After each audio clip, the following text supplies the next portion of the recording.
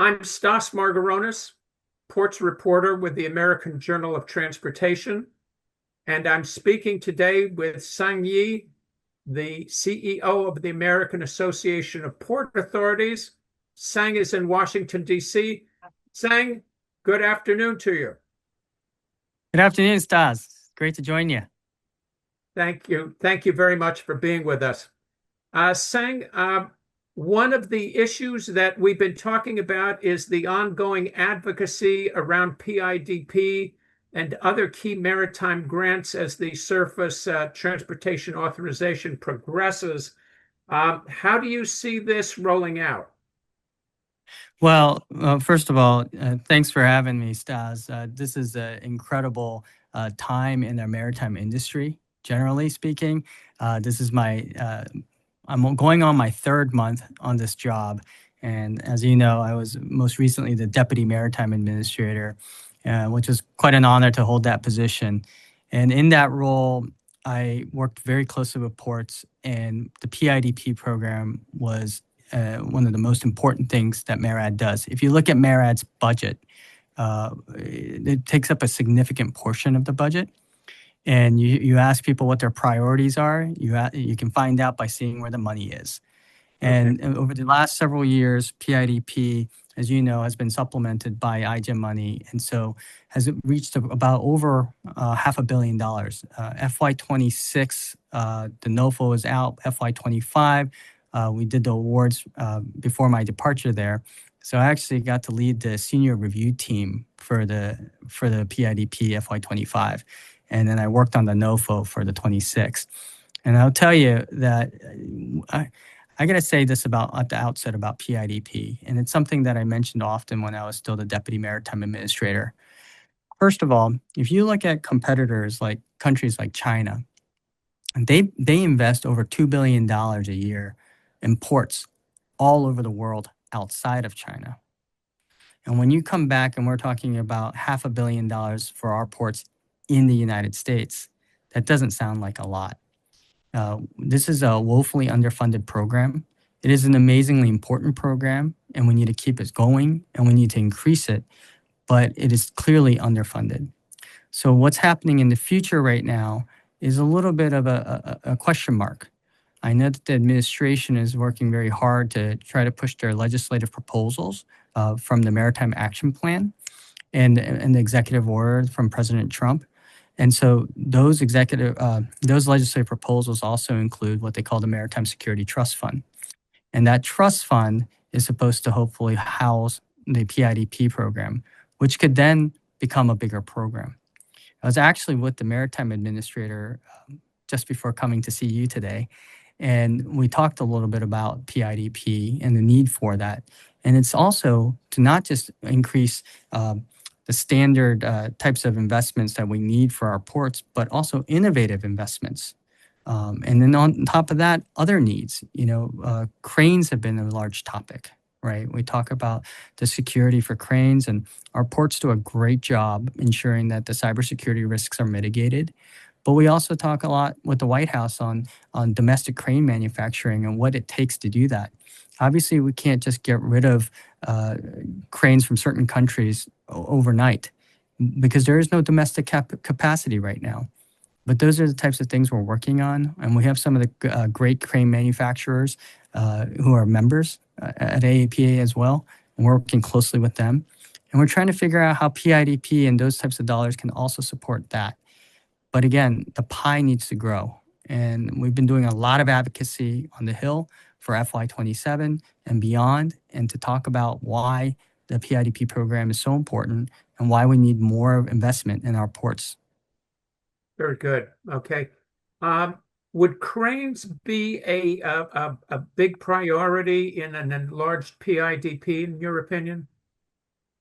Well, so when I was a Deputy Maritime Administrator, I actually awarded a PIDP grant to Guam, Port of Guam, who actually is an AAPA member. Guam is a strategic seaport. Sure. And they had some aging cranes, and this has probably become a national security risk that these cranes were not going to be fully operable.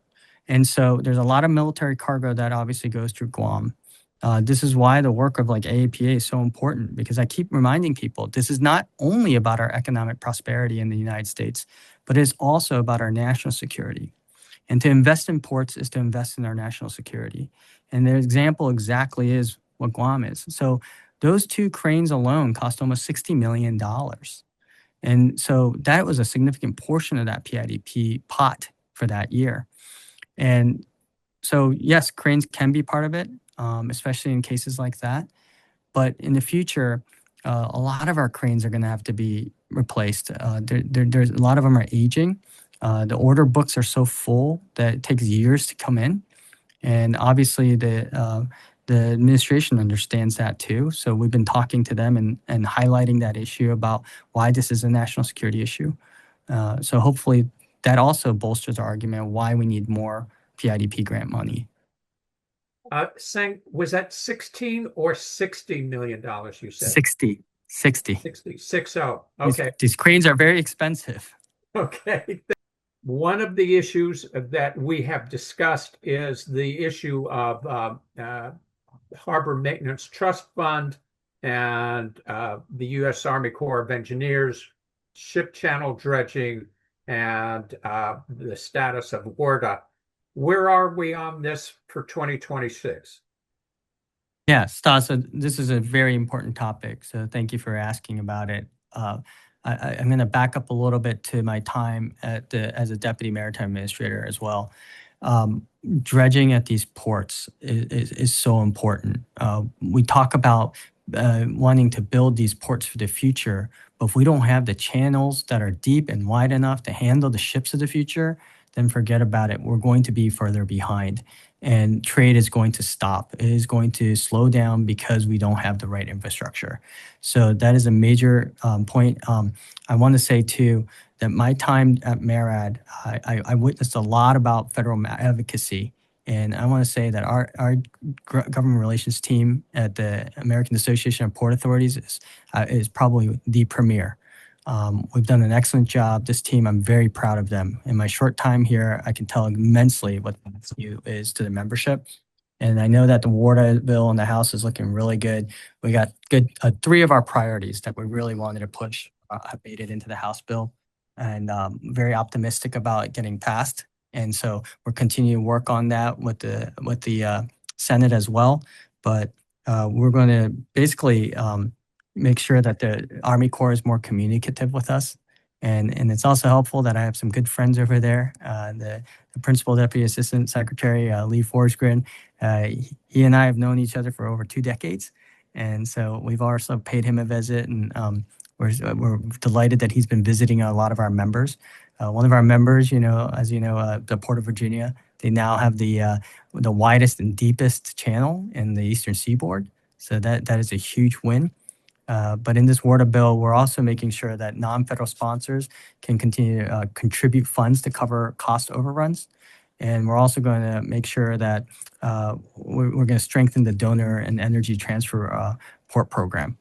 So at the end of the day, it's very important for us that we have a predictable and full schedule here for dredging.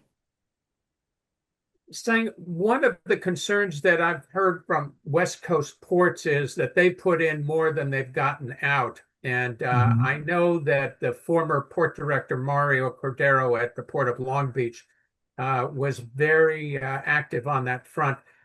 Is that issue being redressed? By redress, if you mean that we're going to be continuing to address it, yes. I mean, we want to make sure that ports get their fair share. And but like I said, this has to be a more a robust program, and it's more predictable. That is something that the Army Corps and I have already discussed. We want to make sure that we're part of the solution there.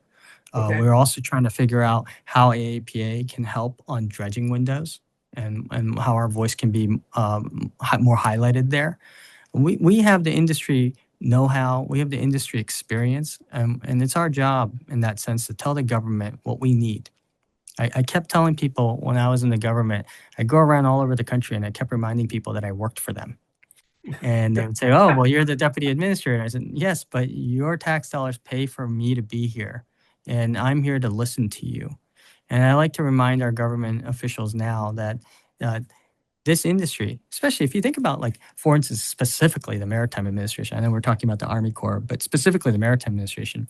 The law says that that agency is created to promote, develop, and foster the maritime industry of the United States. Right. That's a very unique mission set. And so I take this job with a very serious burden that we need to ensure that our elected officials, that our key policymakers, that our executive branch officials, they understand what the needs of this industry are. And the way that we project that could be completely change the landscape of how our industry looks in the future. Okay. Very good. Sang, one of the issues that you guys have raised is the issue of security and drone mitigation. And Mhm. I'd like to ask you, how serious a problem is this, and what do you think needs to be done? Yeah, so it is a very serious problem, and we have been out and very much supportive of Representative Petronus's bill to help mitigate this risk issue. This is not just and we've also provided comment to the FAA about this, and I've talked to some of my former colleagues at DOT about this issue.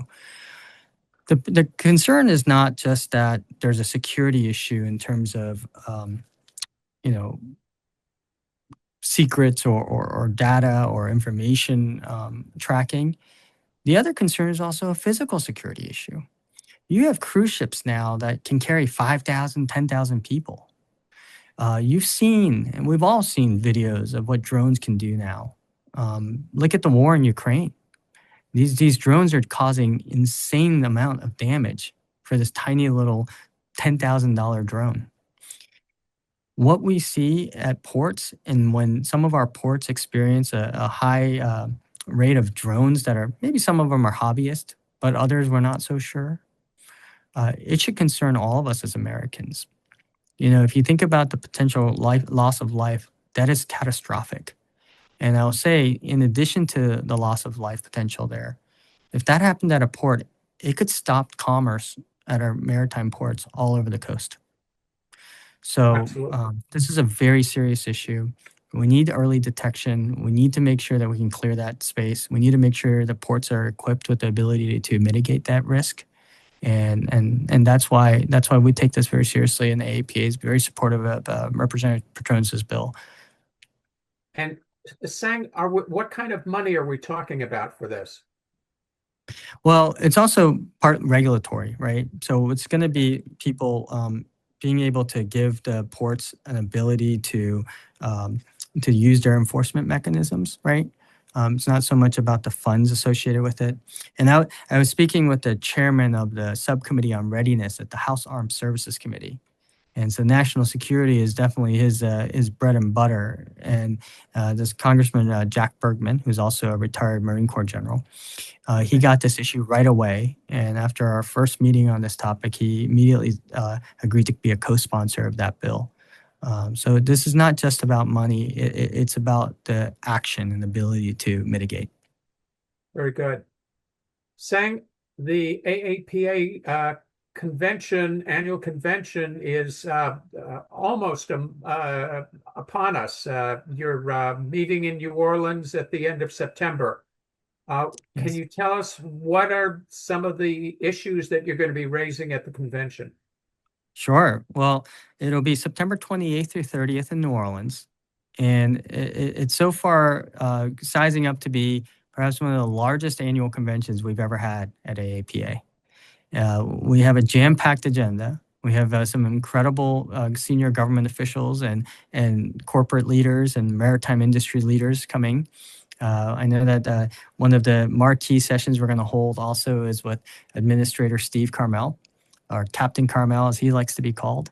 Okay. And but we're going to have him, the Port of Long Beach, and the Port of Corpus Christi, and also Core Power and Blue Core, who are two SMR companies for small modular reactors, have a discussion about the new future of ports and being powered by SMRs. In fact, the other day I was privileged enough to be invited to a memorandum of cooperation signing ceremony at the Maritime Administration. It's a pretty historic signing. And I was very proud because I was still the Deputy Maritime Administrator when I went out to visit the Port of Long Beach. And it's amazing what happens when you just have people with open minds and enthusiasm be in a room together. So I was with the port CEO, Dr. Noel Hasagaba, who is also obviously an AAPA member, and the president of his board of commissioners, Frank Colonna. And the three of us sat in that room and discussed about how we can work together. And I remember saying to them, what if we, MARAD and Port of Long Beach, have an MOU about SMRs? And they said, we might be open to that. And I remember calling Steve Carmel on my way to the airport. And I said, I think we should do an MOU with Port of Long Beach about SMRs. And he said, that's great. He's like, because we were putting out an RFI, and to see that moment come to fruition the other day was pretty amazing. So now, come September, that's going to be one of our panels. And in addition to that, we also have the Department of Homeland Security coming, an assistant secretary. We also have the assistant secretary of transportation for freight and flow coming and to discuss cargo. We will have the OMB, Office of Management and Budget for the White House, Dr. Jerry Hendricks. He's going to come and speak about maritime and the conditions and state of maritime out there. He's pretty much been one of the top leaders in the government for all things maritime. And so we're really looking forward to having him there. And we have so many great people coming from all over the government. And then on top of that, we're going to talk about some futuristic stuff, where there's discussion about innovative technologies. There's also going to be discussions about security, obviously. And yeah, I'm really looking forward to it. Very good. Sang, this sounds like a very interesting event. I wish you the best. It will be your first convention as CEO. And best wishes from us that this is successful. I'm sure it will be. And thank you very much for your time. Well, thank you, Stas. I really appreciate the American Journal of Transportation and you and what you do for this industry. You know, I always tell people I graduated from the U.S. Merchant Marine Academy, and for my entire adult life, I've been trying to explain to people what the Merchant Marine is. And it occurs to me, it occurs to me that one of the issues in advocacy we have is that the common public is not very familiar with this maritime industry. And the common public doesn't think about what ports mean to their daily lives. They don't think about ships. It doesn't occur to them. And so we have to keep spreading that message. We have to make sure that people understand how important this is to our national security and our economic prosperity. And publications like yours help get that message across, because it's not just about being newsworthy. It's not just about, dollars and cents. It's about life, and it's about our supply chain and about our security. And we as a country wouldn't have been able to even prosper to where we are today, 250 years later, had not we been such a dominant maritime country. And we need to become that again. Sang, thank you very much for those words. I appreciate it very much. I'm Stas Margaronis. We've been talking to Sang Yi. He is the new CEO at the American Association of Port Authorities. And their convention will be happening in September in New Orleans. And all of us should be there paying attention. Sang, thank you very much. We will see you again soon. Thank you.